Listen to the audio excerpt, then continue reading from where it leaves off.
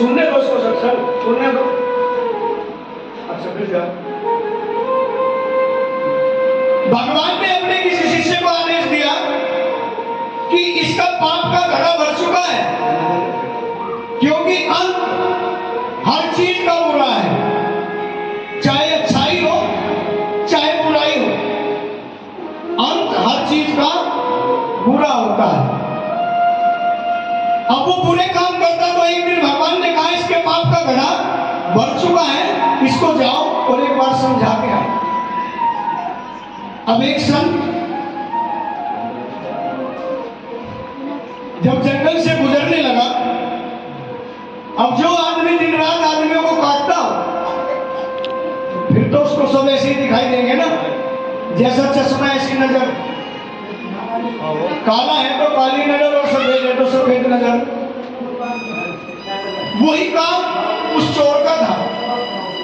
उसने महाराज जी को रोका, रुको भाई कहाँ जा रहे हो? कहने लगा मैं तो वन में घूम रहा हूं, मैं तो योगी हूं भाई। तो चोर कहता है जो भी कुछ तेरे पास है वो सब कुछ दे के जाइए, नहीं तो यहां से नहीं जाने दूंगा। अब साधु कहते हैं मैं तो साधु हूं भाई, मेरे पास तो धन नहीं है, ये कपड़े हैं मेरे पास, अब चाहिए अब ले ले, कल चाहिए कल ले लेना, हम तो संत हैं, हमारे पास इससे ज्यादा कुछ नहीं है। वो बोलने लगा कि मैं कपड़े तो ले लूंगा, लेकिन मैं आदमी को भी मारता हूँ, एक उंगली अपनी उसकी काटता हूँ।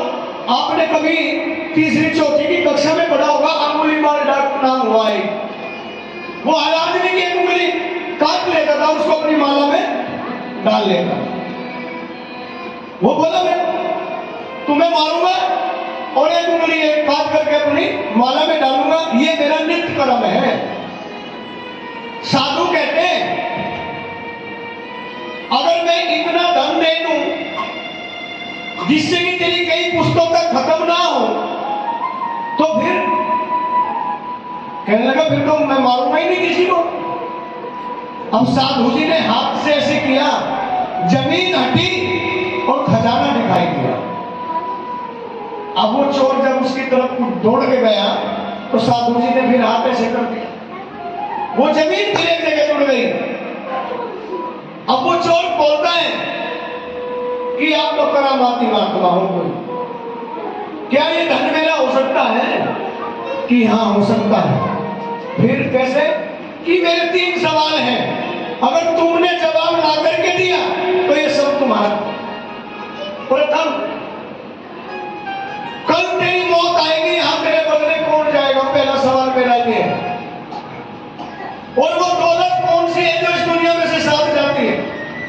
वो दौलत कौन सी है जो मरने के बाद इस दुनिया में से हमारे साथ जाती है? और कर्म का भोग किसको भोगना पड़ता है? मेरे 3 सवाल। अगर तूने इनका जवाब दिया तो ये सम्मान तेरा हो। अब वो शाम को घर आया चोर अपने, उसके 2 भाई और थे, 3 भाई थे, 3 दोनों को बिठाया, तीसरा अपने आप और उनके बच्चों को भी बैठा लिया, क्योंकि जिसको आराम की खाने की आदत पड़ जाएगी उसको करने की जरूरत नहीं होती।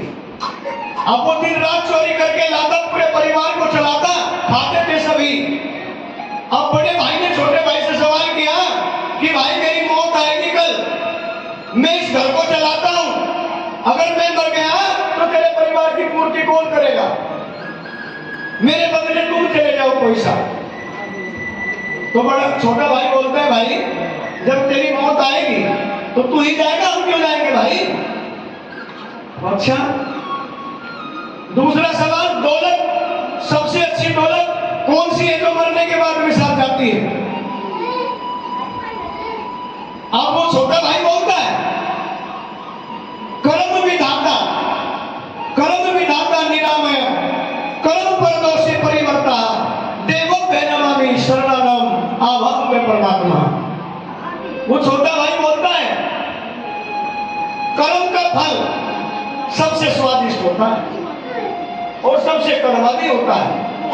गंदे कर्म करेगा तो गंदी आदतें घेर लेगी, और अच्छे कर्म करेगा तो 10 आदमियों में इज्जत का जो फल मीठा